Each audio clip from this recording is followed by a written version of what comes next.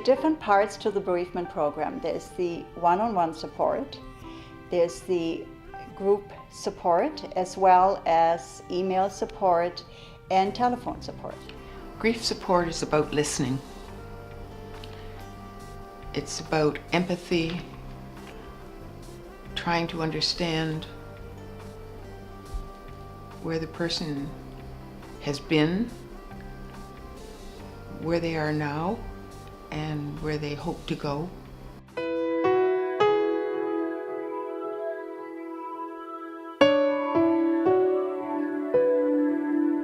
And she lived to be 53 and a half.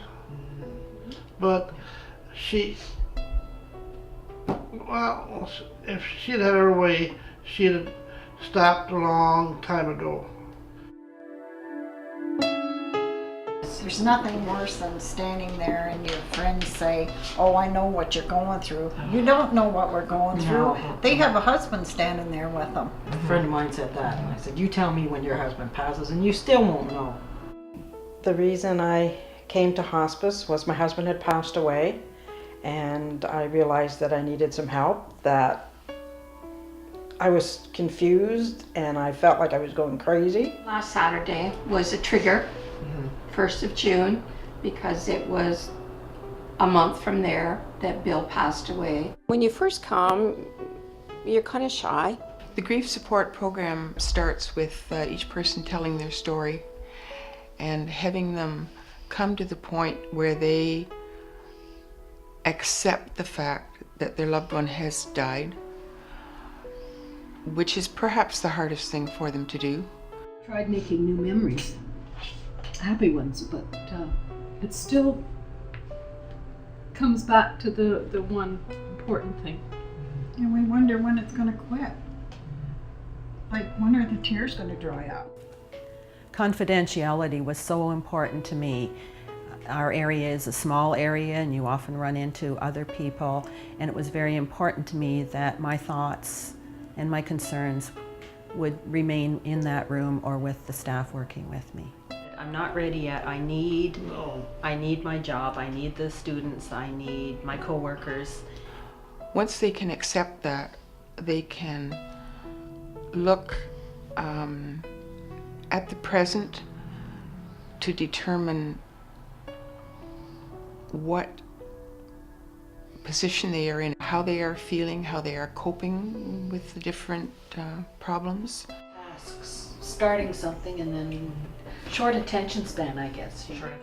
Then we encourage them to look towards the future as to what they can do to help themselves. You socialize together, you laugh, you cry together, and you get through the tough times together. So that's been my saving grace. I found that hospice has been beneficial to me, and now I volunteer for them. And I only donate to hospice now. Because hospice has had such a special place in my life, and I am the person I am today, I decided that I needed to help give back to say thank you to hospice for what they have done for me.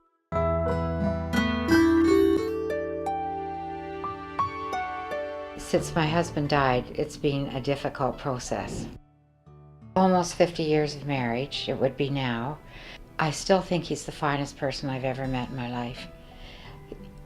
And that doesn't mean that it was perfect, but I think he was as close to perfection as you can get. Come on in. Hi, Dorothy. Hi, Barb. How are you? Dorothy is one of my clients, and I started seeing Dorothy shortly after her husband had died. And it was difficult at first for Dorothy to come and build that relationship. It always takes a little bit of time. What is the hardest part of the day? Where do you miss Larry when do you miss Larry the most? In the evening. Yes, And I I hear think that all the probably time. most women do, because they're Yes. working during the day. Starting out with a facilitator, getting to know each other, feeling comfortable with each other, and then really delving into how to get through life with this tragedy. Larry died and you're still here. It's anomaly almost, you know. Yeah. You're supposed to get through the sadness, so how are you? Yes. And it's not fair. And to deal with it, that's the really difficult part. The grief process, I would say, takes almost 80% of their energy, of their day-to-day living. And as you continue with the support, you can see how that shifts a little bit. And instead of 80%, it might only be 50% after a few sessions. And towards the end of the visits and the support, you can see how people move away from the intense emotional feelings and shift more towards, where do I go from here? Sadness. And you're entitled to feel sad.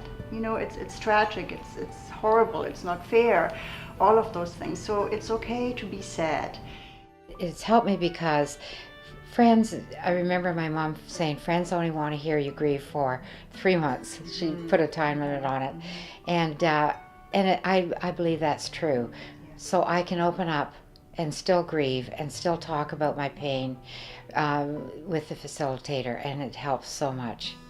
As you attend to somebody, as you listen to someone and sharing in their grief journey, when you see that little bit of a shift going on, it gives you such a wonderful feeling of accomplishment, and just you're feeling really good about being able to help somebody in their process.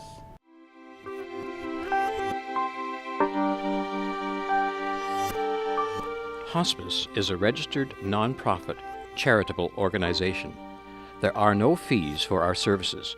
We rely on generous donations from our community to sustain our services.